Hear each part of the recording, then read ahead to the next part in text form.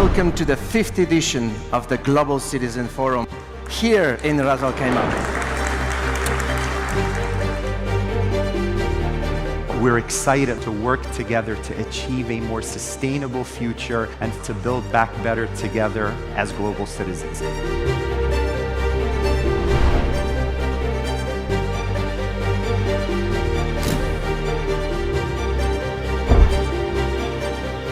This forum offers a great opportunity to build a new culture of global citizenship.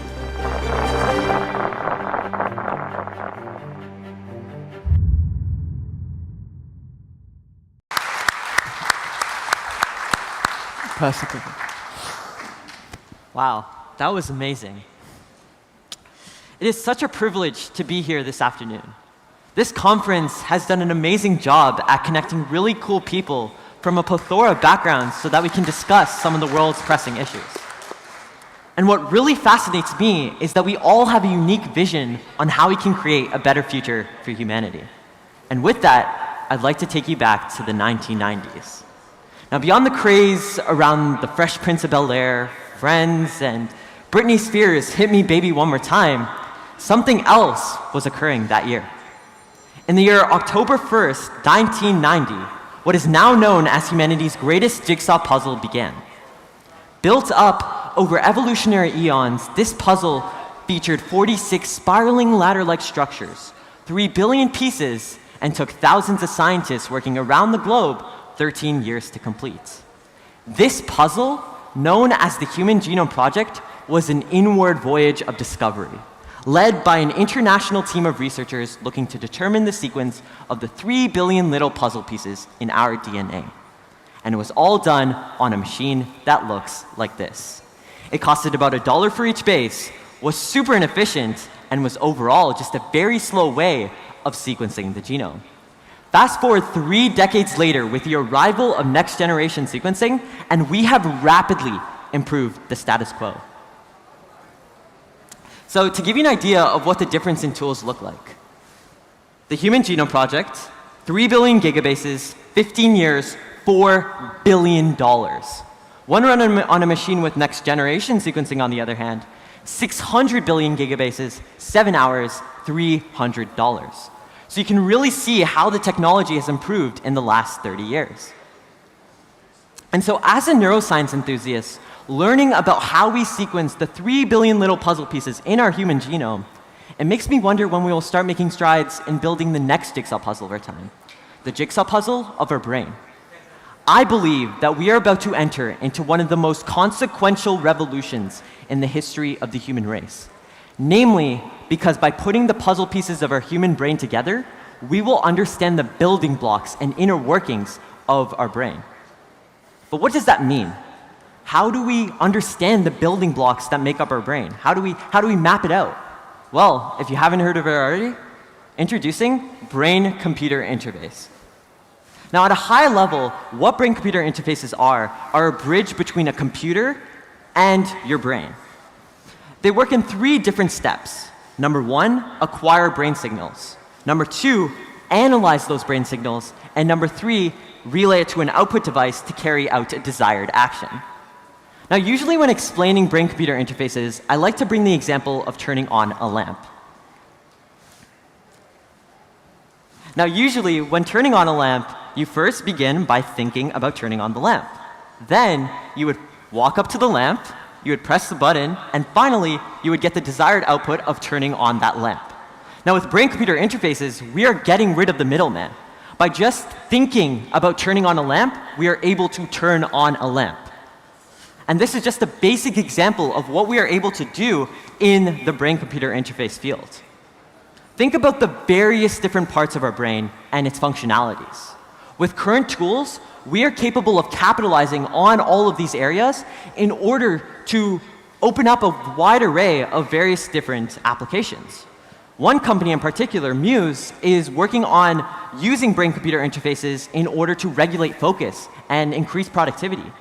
Another company is working on neuromarketing so that we can understand brain processes related to the sentiment of a certain product so that we can create better marketing tactics. And then even beyond that, we can gain insights on various different neurological diseases, understand how our brain reacts to certain in terms of mental health, how we can gain insights on mental health, or even just altering emotional states. But what if I told you that we are barely touching the surface of what is possible with these tools? We are capable of so much more in the brain-computer interface space. And so the current tools that we have today are the exact same wavelength as that of the Human Genome Project sequencer in the 1990s. So my question to you is, how do we get to the level of next generation sequencing? And what is keeping us from getting to that level? And realistically, the answer is that the problem with current brain-computer interface tools is that it paints only broad strokes of brain activity, like a series of satellite images over a hurricane that shows the storm moving, but not the formation and disruption of the individual clouds. My question is, how do we get even deeper? How do we get into the eye of the storm? Now, when I say that, what does that mean? What are some tangible ways in which we can understand the idea of getting into the eye of the storm and understanding our brain at a more granular level? Well, what if you could walk a mile in someone else's shoes? What if you had a brain-computer interface that allowed you to understand my contextual framework? What if you could understand my emotions and memories?